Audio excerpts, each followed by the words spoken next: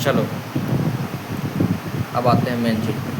जैसे मान लो कि ये दो लाइन पैरेलल है, दो लाइन पैरेलल है। अब हम लाइन को ऐसे एरो से नहीं डिनोट करेंगे, सिंपल एक ऐसे ड्रॉ कर दिया मतलब लाइन समझना है, ठीक। ऐसे एक्चुअली में तो लाइन नहीं है, लाइन सेगमेंट है, लेकिन मान के चलना है।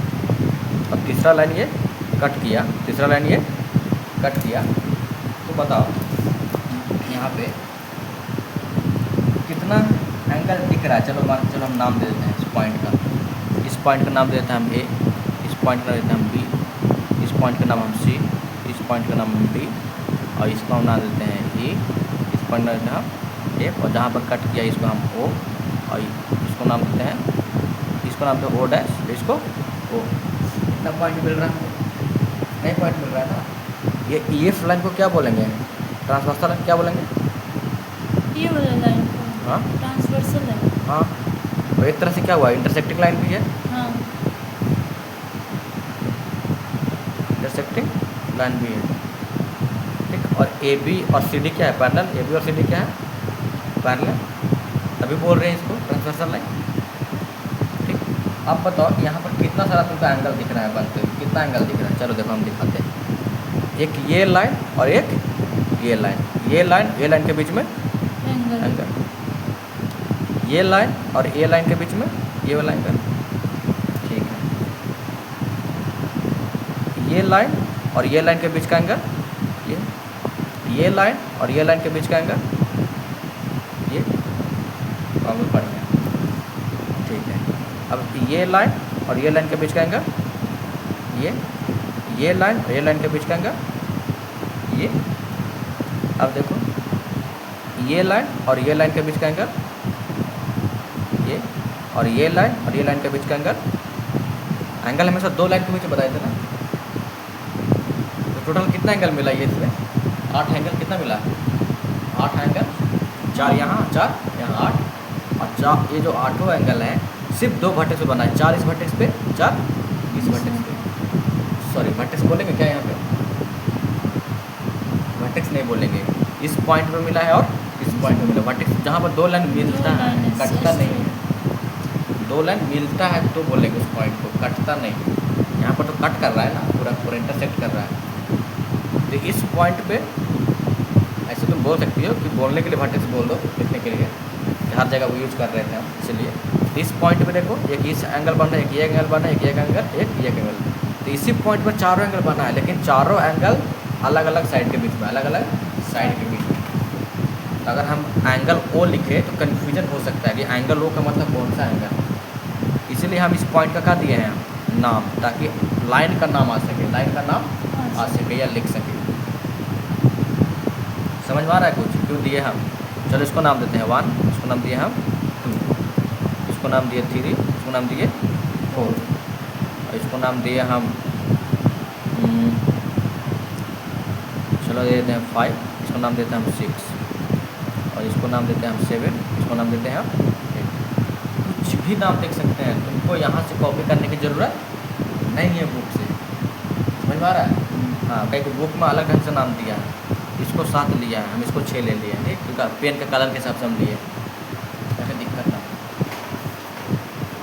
देखो कितना सारा एंगल दिख गया ना। अब एंगल में कुछ कुछ टर्म आएगा, कुछ कुछ क्या आएगा, टर्म आएगा। वो टर्म का याद रखना है, मीनिंग याद रखना है। पहला जो आ रहा है टर्म, कौन सा एंगल टाइप आ रहा है, वो पहला है कोरस्पॉन्डिंग एंगल। क्या आ रहा है, कोरस्पॉन्डिंग एंगल, कोरस्पॉन्डिंग एंगल। देखो कोरस्पॉन्डिंग एंगल क्या होता है, कोरस्पॉन्डिंग एंगल पेयर्स आर, क्या क्या होगा देखो, क्या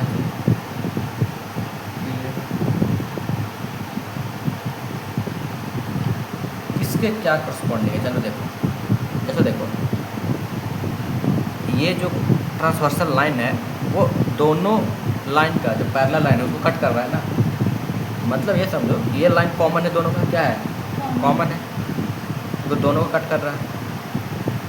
एक बात बताओ, अगर हम एंगल A की बात किया जाए तो कौन सा लाइन के बीच में बन रहा है, एक कॉमन लाइन ये, मतलब यहाँ से यहाँ तक, और एक ये,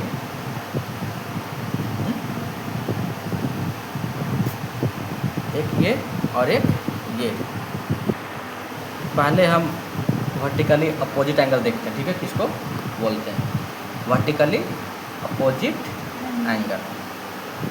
हम फिगर 1 को इसको नाम दे दिए, इसका हम रेफरेंस में इसमें बात करेंगे। देखो ये एंगल 1 और एंगल 2 एकदम क्रॉस में है, आमने सामने ऐसा बोल सकते हो।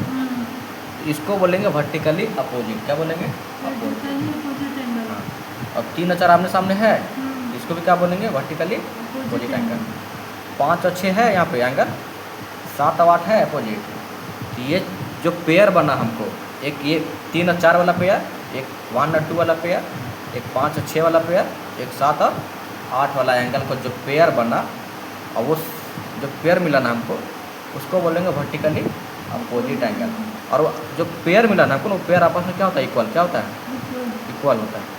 तो angle 1 is equal to angle 2, मतलब ये समझ में आया कि वर्टिकली अपोजिट एंगल्स क्या होता है, इक्वल होता है। क्या होता है इक्वल होता है। वो एंगल दिख रहा है ना, किसको बोलते हैं वर्टिकली अपोजिट एंगल।